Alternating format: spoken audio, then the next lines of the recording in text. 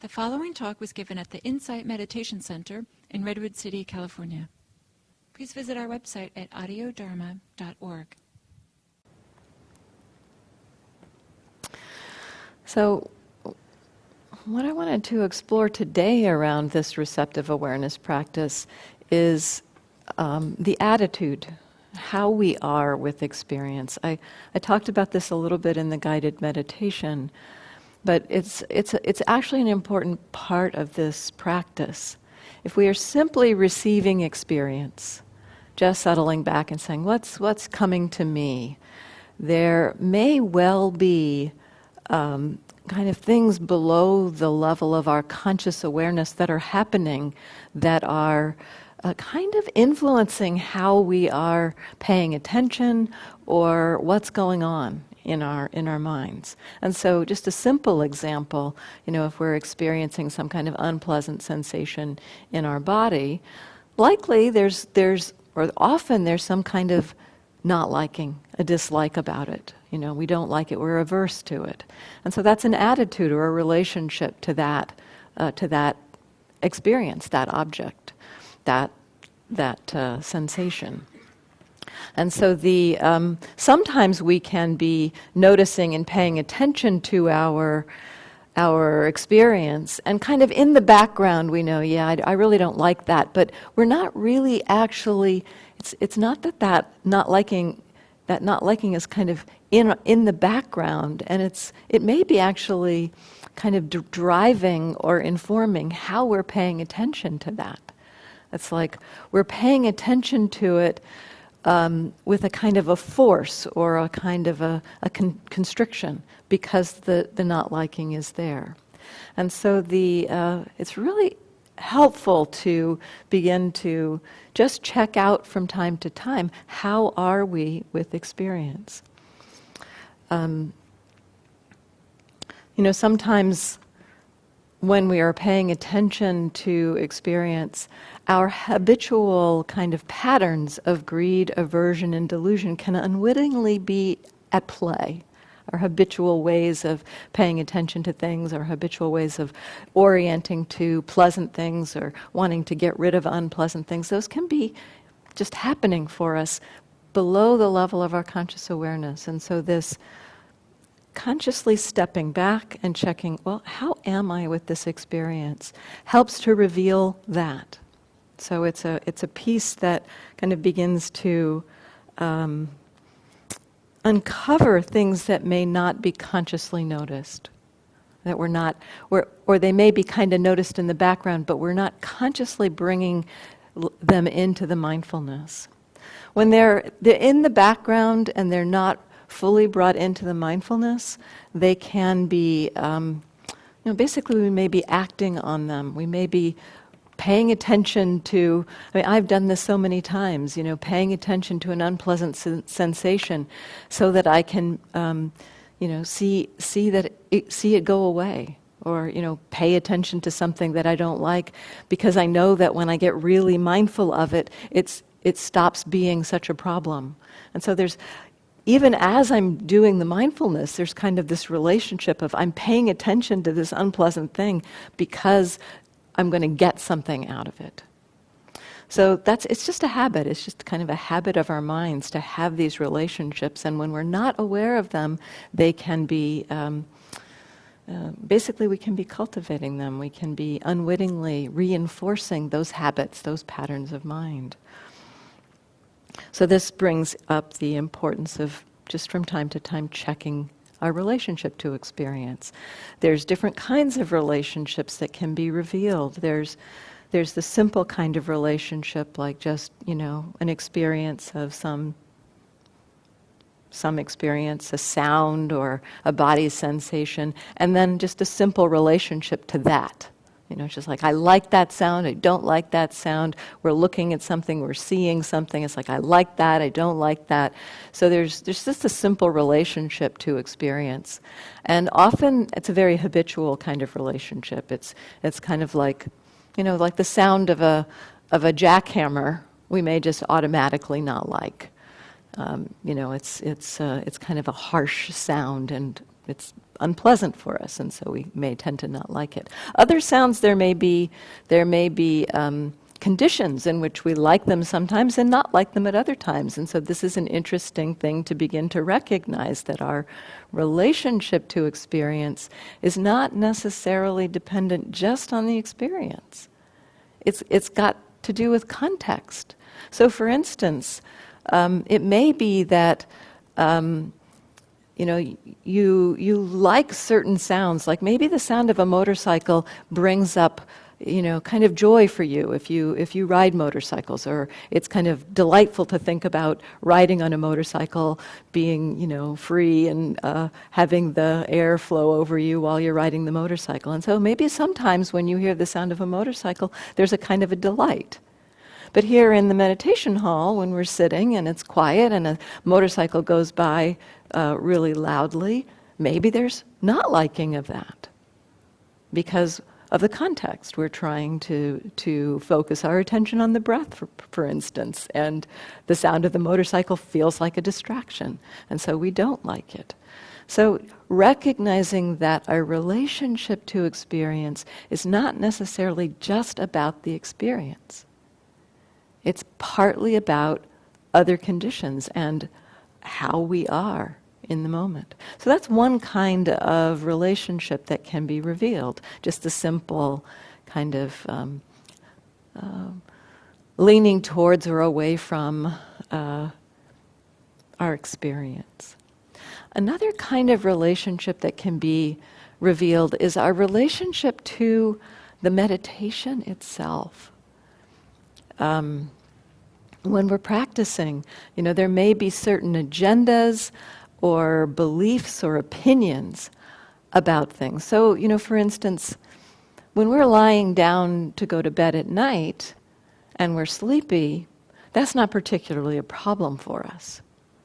But when we're meditating, when sleepiness arises, we often have a relationship to that, something along the lines of, I can't meditate while I'm sleepy.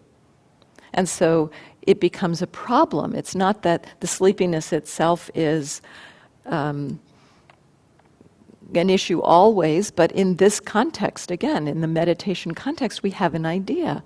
I can't meditate while I'm sleepy. And so that becomes a lens or a filter through which we're seeing the experience of sleepiness.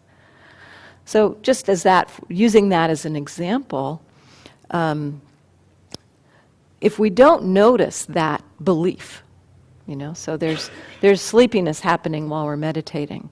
And often people report, so they're sleepy and they're reporting just how unpleasant it is. They describe just how unpleasant it is to be sleepy when you're trying to meditate. And that unpleasantness basically comes from the agenda or the belief of it's not possible to be mindful while or aware of sleepiness or aware while I'm sleepy. If we let go of a resistance to sleepiness, because that belief creates a resistance to sleepiness.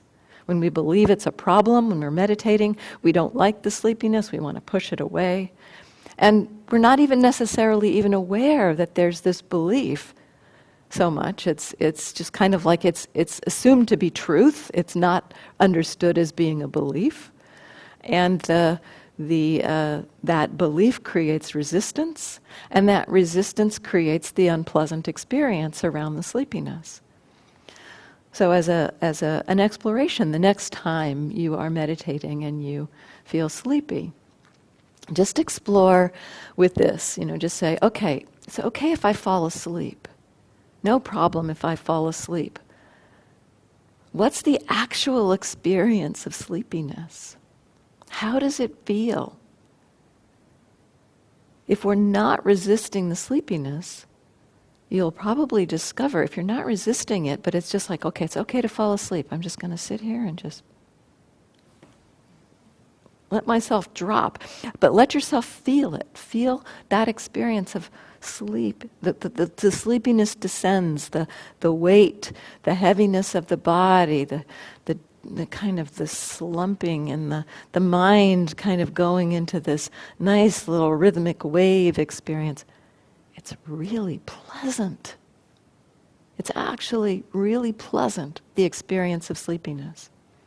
The attitude or the belief around sleepiness creates the resistance, creates the unpleasant sensations, and actually gets in the way of our being available and present. We can actually be aware of sleepiness. We can be mindful of the sleepiness. It is hard to be mindful of something else when we're sleepy. So, sleepiness is happening. It's hard to turn the attention to the breath, for instance, because the mind is pretty it's doing its thing. It's sleepy. And so trying to do something extra takes energy, trying to direct the attention to the breath takes energy, and there's not that energy in the system. But often there is the energy in the system to be able to just know the sleepiness. And without resistance also adds struggle to the system. It's extra effort, it's extra energy, making the whole thing harder. And so if you just explore, okay, noticing that attitude of, I can't be mindful while sleepy, maybe playing with, well, what does it mean to maybe not have that resistance? What can I learn about sleepiness? What can I feel about sleepiness? And you'll experience a completely different experience. You'll have a completely different relationship to that. And so again, the relationship is really a very important piece. So we can have the relationship. So that whole story about the sleepiness was to point to a relationship to something because of the meditation. We often have a relationship to sleepiness thinking it's a problem because of the meditation. And there's many things like that, many relationships to experience that are coming because we have some agenda in meditation. The resistance to the sound of a motorcycle, if we're trying to pay attention to the breath, maybe comes from that agenda to stay with the breath. In a more receptive practice where we're not trying to stay with any particular experience, the sound of the motorcycle doesn't have to have that, we don't have to have that resistance to the sound of the motorcycle. We just notice that the attention has shifted to the sound of the motorcycle. So there's all these different kinds of attitudes that we might see. As we, and I basically want to kind of just frame the kind of basic attitudes that we might notice. There's, we could say 4 basic flavors of attitude. There's attitudes that are based on wanting or desire, kind of a leaning towards something. Something's pleasant, we like it, we want more of it, we want to hold on to it. This is kind of a leaning into experience. It's based in desire or greed.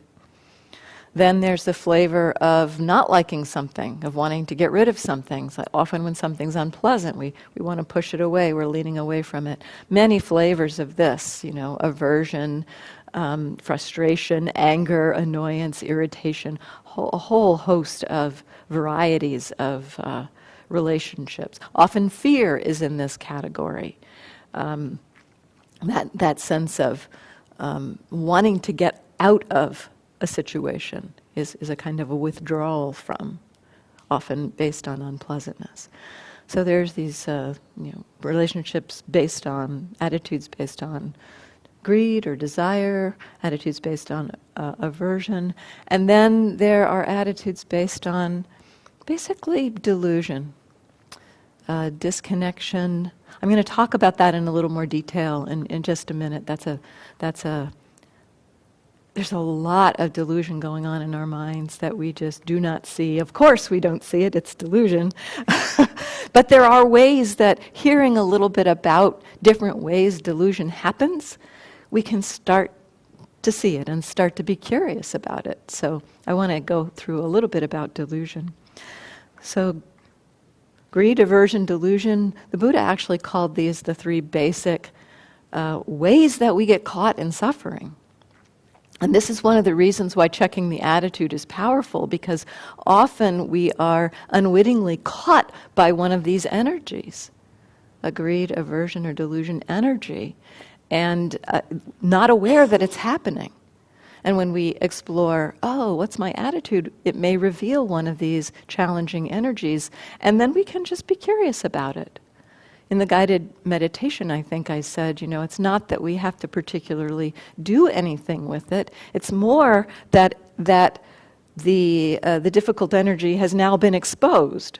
Before it was kind of below the surface and not available to be seen. And when it is available to be seen, we can have a different kind of relationship with it. Instead of just kind of operating out of its habitual tendencies, it can be seen. It's like, oh, what's going on right now is there's that sound, and not liking is happening. That's what's happening in this moment. There's sound and not liking. Or there's sleepiness, and I think it's a problem. That's what's happening right now. When that belief that sleepiness is a problem is exposed, maybe you'll remember this discussion and say, oh, well, let me try just not resisting it and seeing what happens. So as our attitudes that are based in greed, aversion, delusion are exposed, they just become another thing that we can receive. In this receptive style of practice, it's just another thing that we can receive. It's kind of like we might recognize, okay, there's a sound, and there's a body sensation, and there's a mood, and then there's the recognition of, oh, I don't like that, or I like that sound of the train. It's kind of pleasant, And sometimes when we like something like that, we just kind of drift off into it. It's like, ooh, I like that, and we just kind of go off into the train and lose awareness.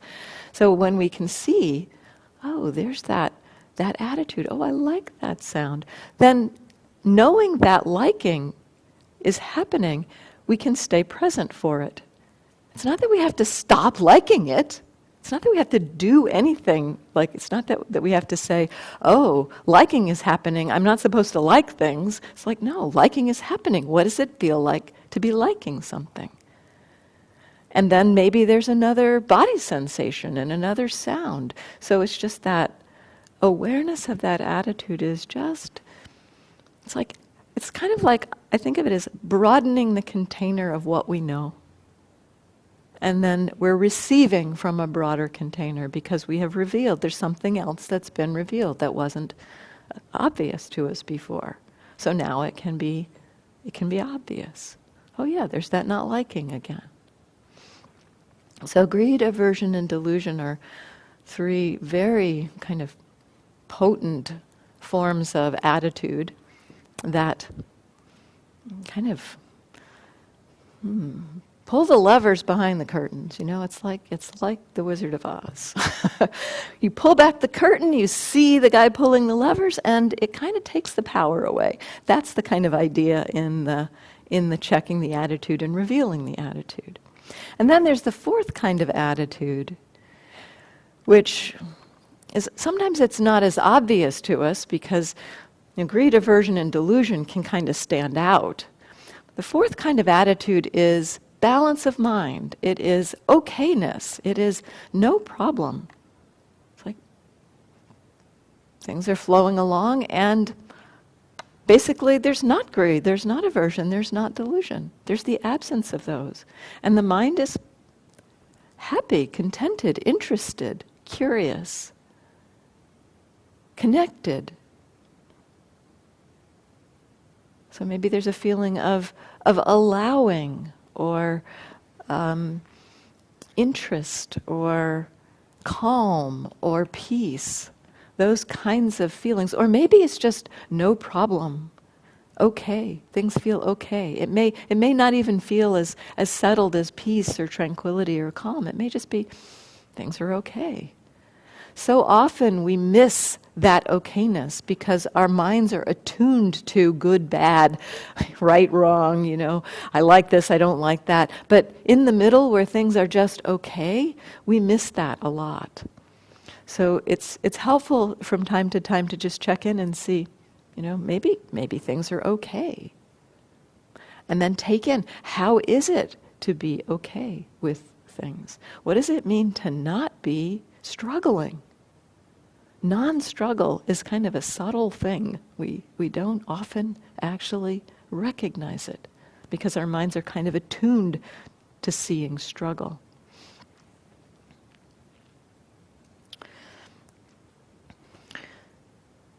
So,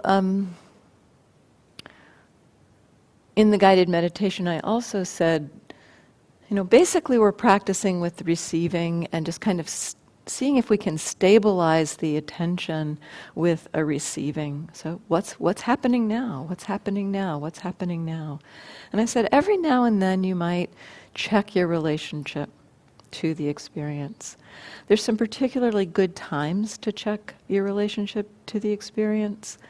The first good time is if it feels like there's something difficult happening, if you feel like you're struggling in the meditation, if it feels hard to be meditating, check your relationship. And you can do this with a question, just like, how am I with this?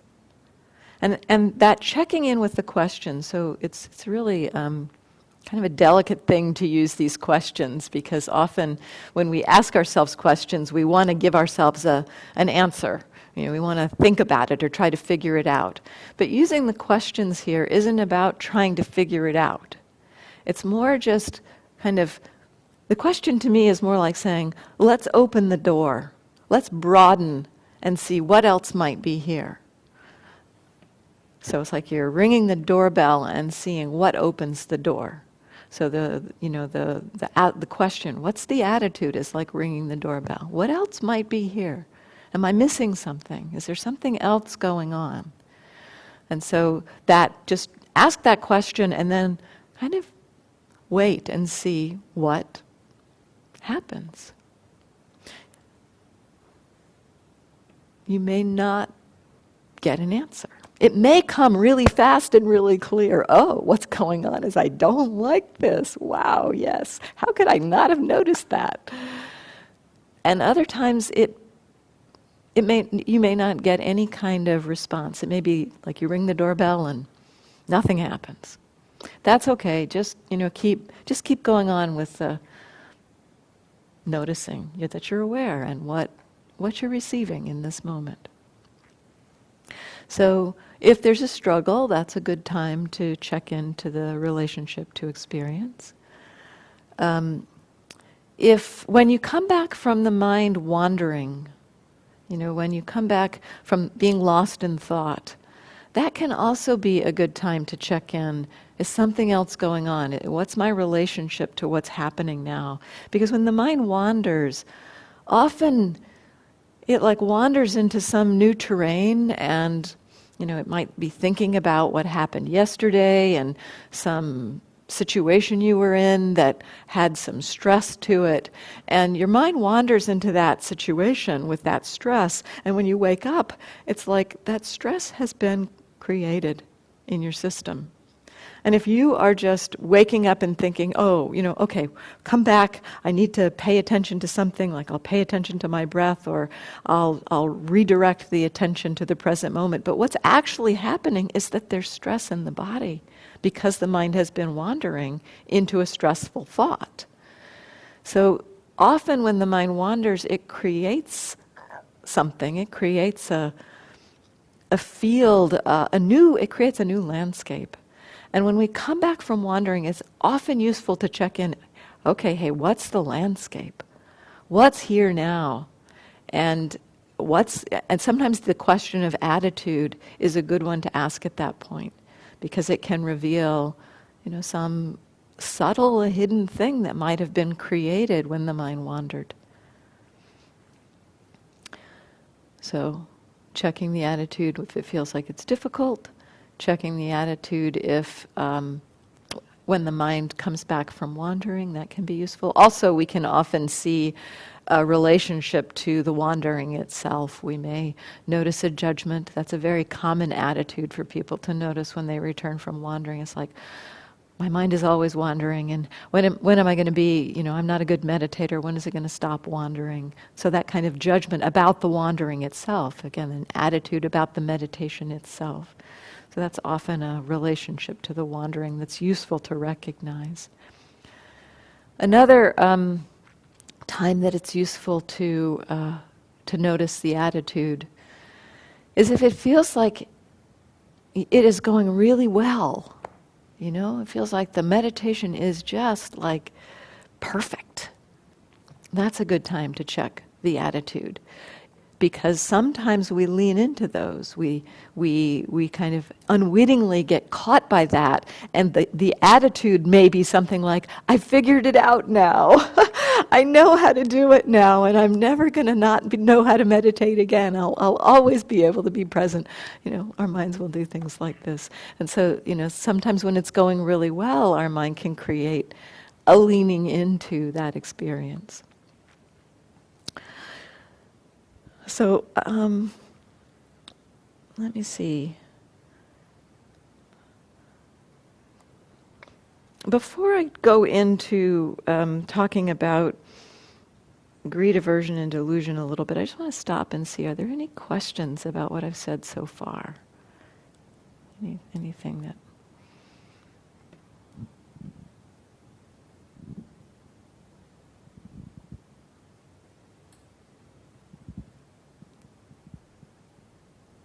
Okay, I'll continue. So, kind of exploring these 4 attitudes in a little more detail. Greed and aversion, those attitudes of wanting and not wanting, those are more obvious to us. Those are ones that we're more familiar with. There are obvious and subtle forms of each of those. So there's the obvious wanting. This is what I need to have. This is right. This is good. This is what I want. That kind of obvious leaning into experience. Subtler kinds of attitudes about wanting may be expectation. Kind of like, ooh, is something nice going to happen? Or amusement can be a subtle kind of leaning into. Or excitement also can be just a little agitated relationship to something that we like. So these are just subtler forms of this attitude of leaning into. And again, I want to restate, because sometimes when I mention things like amusement or excitement as being forms of greed, that creates do I want to go there? Do I want to be noticing excitement as something that's a form of greed? Because I like excitement. What I'm wanting to encourage is mostly curiosity about what's happening in our minds. When you notice excitement in your mind, it's the idea here isn't, or amusement. Maybe you notice something going on, and it's like this often happens, and it actually happens with the deepening of the meditation practice, that we begin to be amused about seeing our minds do the stuff they do. It kind of indicates that the mind is not quite so stuck to it anymore. It's not frustrated by what it's doing. It's more like, oh wow, look, it's doing that again. Amazing, and it's kind of amusing. And so, in a way, the amusement can represent a letting go of some of the clinging, but it may also still be a little bit of kind of sticking to. So the curiosity is just like, well, okay, so there's amusement arising right now. What's that like? So we're not trying to get rid of anything. We're just trying to be interested in it, to recognize amusement's arising. This is what it's like to be a human being that's feeling amused. The idea about these checking the attitude isn't, greed is arising. How do I get rid of greed? That's aversion applied to greed. So the exploration is, greed is arising. Can I know that? Amusement is arising. Can I know that? Excitement is arising. Can I know that? And what we discover as we kind of get curious about these subtler forms of greed or aversion is that things that we might initially think were, pleasant, or like excitement can feel pleasant at times. there's a kind of a recognition of this is an experience that is a delightful, perhaps. And then there's a little bit of extra energy around it. And that extra energy, what we can discover maybe with excitement is that extra energy is actually agitating. Excitement has an agitating quality to it. And as we start to see the delight there and the agitation there in the excitement, because it has both delight and agitation, then what might happen is that it's not that the delight would go away, but maybe the agitation part of it would begin to diminish as we are just curious about that state, that experience. Like, oh, excitement includes agitation. And the mind recognizing that part it just feels a little off somehow. Feels a little bit, it's suffering, it's struggle. So again, I'm more interested in being curious about what arises, what you're seeing as you expose these attitudes, not to have any agenda or idea or belief that any of them are bad or wrong or a problem. These the balance of mind, Sayadaw Tejaniya sometimes calls right attitude or wise attitude, and when we can come into a balance of mind around experience, it doesn't matter what we're paying attention to. Any experience we can learn from. When the mind is okay and balanced around what's arising, it's just noticing and curious and learning about, wow, this conditions that, and the mind begins to understand how it gets caught by certain things and how it can let things go. So that balance of mind is a place where we can just watch and learn about our minds. And that learning creates the conditions for understanding, wisdom, to help us to let go of these habitual patterns. And when we see what we might call unwise attitude of greed, aversion, or delusion, I would say it would only qualify as unwise attitude if it's not seen. And so when it's under the surface, when it's not available to be known, greed for experience, that leaning into, that excitement, that wanting something to continue, that holding on to something, when it's not seen, it's generating more of that. It's generating more wanting. It's generating more greed. But as soon as it's become seen, as soon as we can know, oh, greed is what's happening in the mind, then it's like that attitude, which was formerly like a filter on our experience, it's like a colored glasses. We were looking through the blue lenses at things and liking the blue, and at some point we begin to recognize, oh, what's happening is there's blue lenses. It's like we've taken those blue lenses off and we're looking at them now instead of looking through them. So it's not influencing the mind in the same way. It's not. We're just able to know, oh, this is what's happening. Greed is what's happening. Aversion is what's happening. And it's no longer functioning as unwise attitude. In a sense, we can have balance of mind, wise attitude around greed and aversion and delusion. That's stepping back, kind of like, oh, this is what's happening. So, greed, there's these kind of more obvious and subtle forms of greed, and likewise with aversion, there's the obvious forms of aversion like anger, rage, hatred, dislike, and then maybe subtler forms of of annoyance or irritation or impatience, things like that, might be subtler forms of aversion. And then within the meditation itself, it may be, there may be a subtle form of aversion, something like by paying attention to this thing properly, it will go away.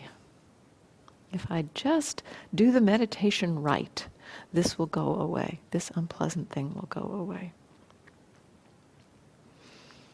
So greed and aversion are the more obvious forms of these unwise attitudes that, when revealed, are no longer unwise attitudes, but just experiences. So again, we don't have to get rid of them, but we do need to see them. We do need to watch them. Be curious about them. If we can have curiosity about them, they're not kind of digging. Earlier in this week, somebody was talking about like when a pattern repeats itself, it's like it digs its groove deeper and deeper and deeper. And when we can recognize a pattern like greed or aversion happening, something about that, mindfulness of it, keeps it from digging the groove deeper. In fact, it can be weakening that groove. I've seen a groove in the mind of anger, which was a very powerful force in my mind. It was almost like pretty much any thought could land in anger. It's just, there were so many connections to the anger groove that just about anything could get that ball dropping into that groove. And it was a very deep, very profoundly deep groove. It's like the ball dropped into that groove. It was really hard to get out of that groove. And yet over the course of the years of meditation, it's like, it's not that that anger has gone away, but it's more like the groove has gone like this. It's like, really, it's like the ball rolls in and it just rolls out. It's seen and it just rolls out. So we can change our minds, profoundly change our minds through this process. So then delusion. This one is often more interesting in a way, and harder to recognize. The most obvious forms of the relationship of delusion are kind of like when we're disconnected. When we're not mindful, that's a form of delusion. It's the disconnection. We're not aware. So unawareness, disconnection, being checked out, spaced out, those can be forms of delusion when we're not connected with experience. And that said, it's interesting, so that spaced out, for instance, we think spaced out is, it's like, okay, that's delusion. So if I'm spaced out, it means that I can't be mindful. We might think that. It's possible to have spaced out. When we are spaced out, we tend to be disconnected and we tend to be not mindful. It's like there's a very strong habit of not being mindful when we're in that space of the mind kind of pulling away from experience. To me, what spacing out is like removing from the physical world and kind of creating a space in the mind in which the mind can rest. Something like that is the experience of spacing out. And I know that because I've been able to watch the mind space out with mindfulness. It removes itself from physical experience and creates a kind of a pleasant, buzzy state that we can be aware of. So it is often a form of delusion when we're spaced out because we are not mindful, but it's not necessarily a form of delusion. So this is again, it's like we notice, spacing out is happening. Our initial response might be, how do I get rid of the spacing out? Because we think it's a problem, again, an aversion to that state of mind. How do I get rid of the spacing out? Brighten up my mind so that I can connect to the physical experience. This was my first approach to this when I noticed I was spacing out. It's like spacing out. I notice I'm spacing out. I'm supposed to be connected to my body sensation, so let me come back to my body. And then the mind would space out again. And, okay, come back to the body. And at some point, instead of coming back to the body, I just decided to get interested in that feeling of the spaced out itself, and discovered that it is actually possible to know that. It is a disconnection from physical experience, but the mind can know the state itself. So again, the checking into the attitude, it's like, okay, what's happening right now? Disconnected from experience is what's happening. That doesn't mean, okay, let me connect to experiences. It might mean, oh, I know that I'm disconnected from experience. What is that like? What is that? What kind of experience am I disconnected from? I'm aware right now, so I'm connected to some parts of experience, but not others. So what parts am I connected to, and what parts am I not connected to? Just being curious about that state. So delusion has a variety of states like that. Sleepiness might be in that camp, and restlessness could be in that camp. These places where the mind just tends to get agitated or dull and disconnect from experience. So that's kind of the most obvious form of delusion, that pulling back from or not being connected with experience. And again, we can be curious about, what does it feel like to be disconnected from experience? So that's the most obvious kind of delusion. Subtler kind of delusion is when we are connected to experience, but we have some kind of a view that we're seeing the experience through, but we're not aware of that view. This happens to us a lot.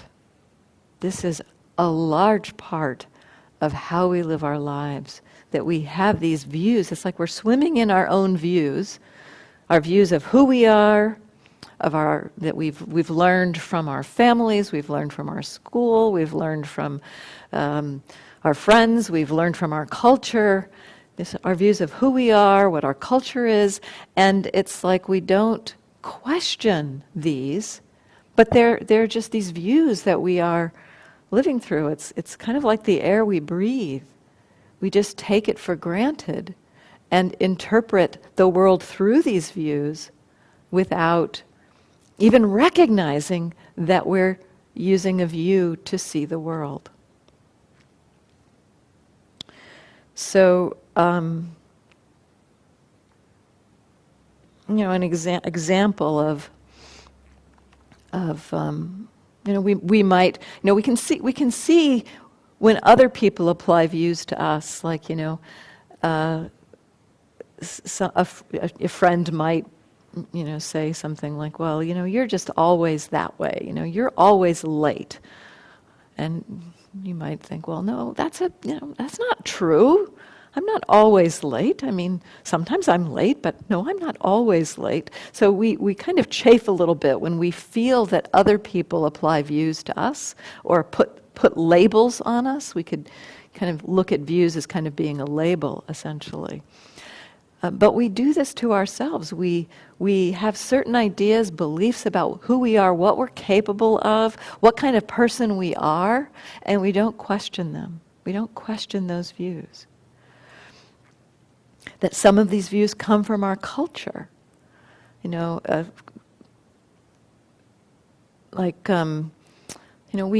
may have a view, one view that I think comes from American culture is something like, America is the land of opportunity. If you work hard enough, you can achieve your dreams. That's a kind of a cultural myth that we may buy into. And in particular, a certain demographic may buy into it, that perhaps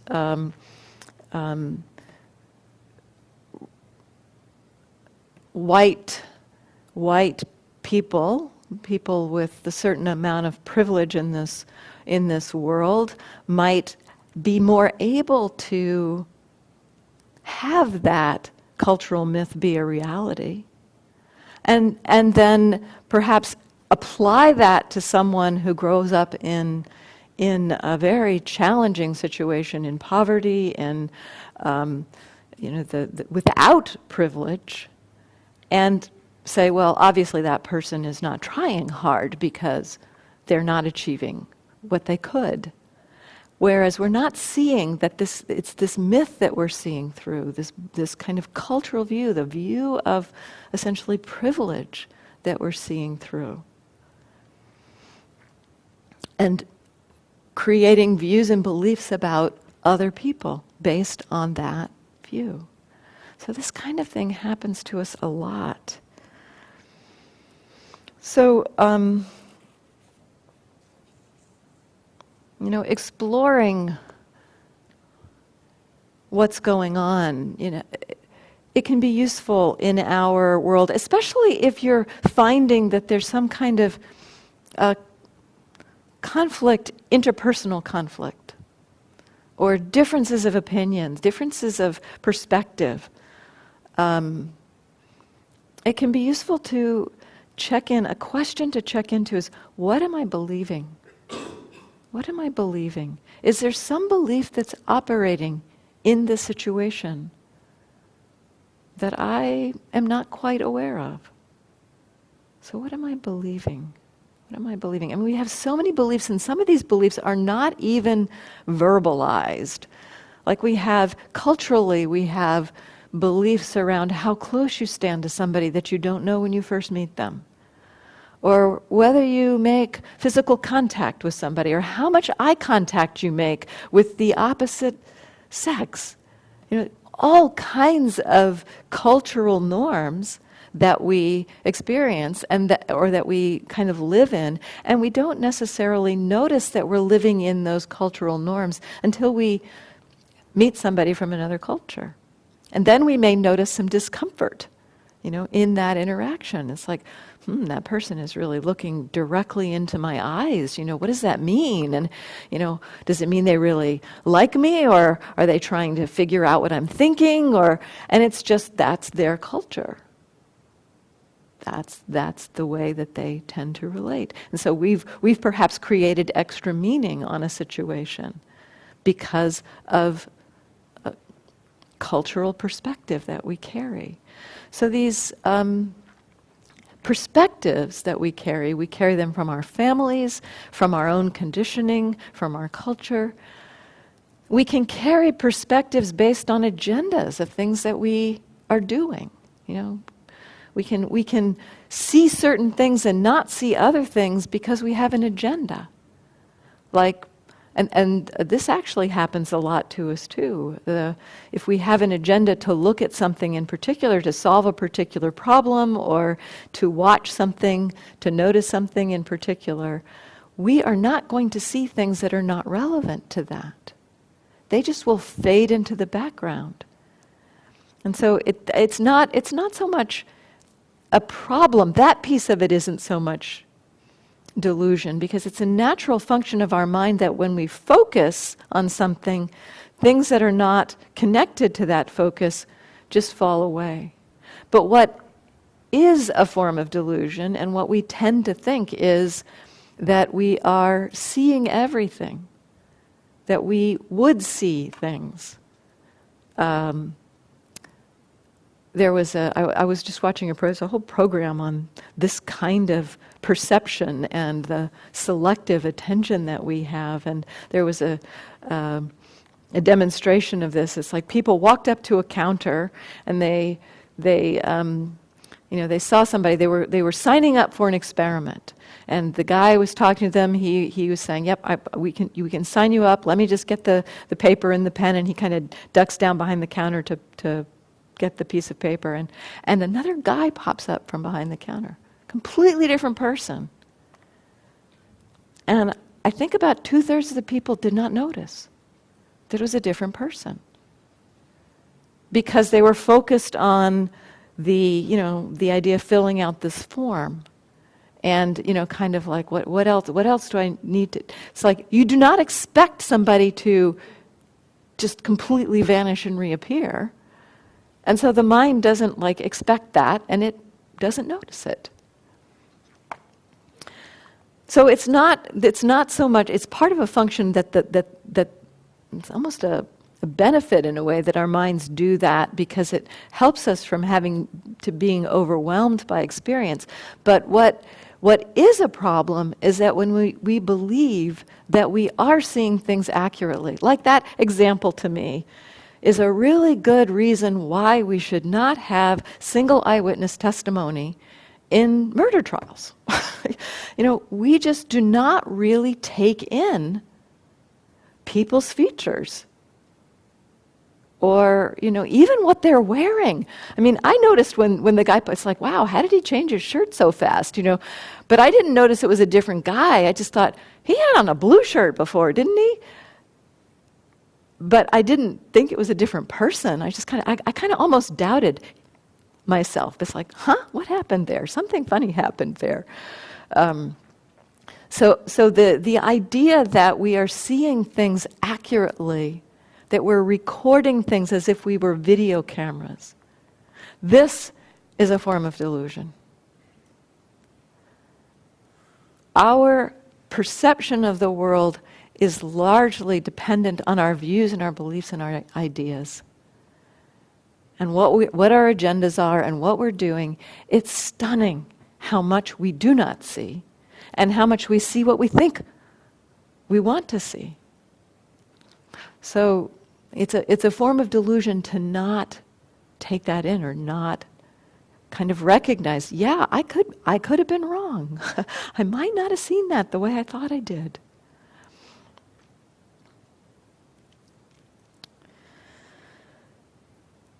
So there's more to talk about with delusion, but I'll save it for another time.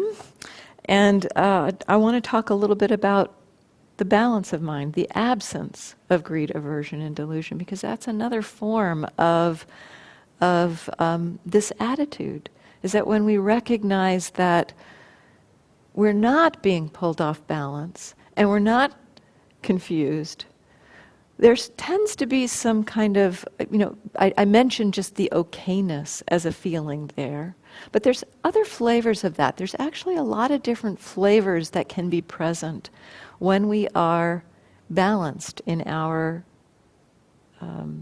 knowing of experience. So it might be the flavor of peace or ease or tranquility. It might feel like curiosity, interest, or it might feel like a kind of a connection, an allowing, a love, a compassion. So many different flavors of really beautiful qualities of mind. Might feel like gratitude. So it's interesting when you notice perhaps the mind, it's okay. Sometimes you can land in that okay. It's like, what does it feel like to just have things be okay?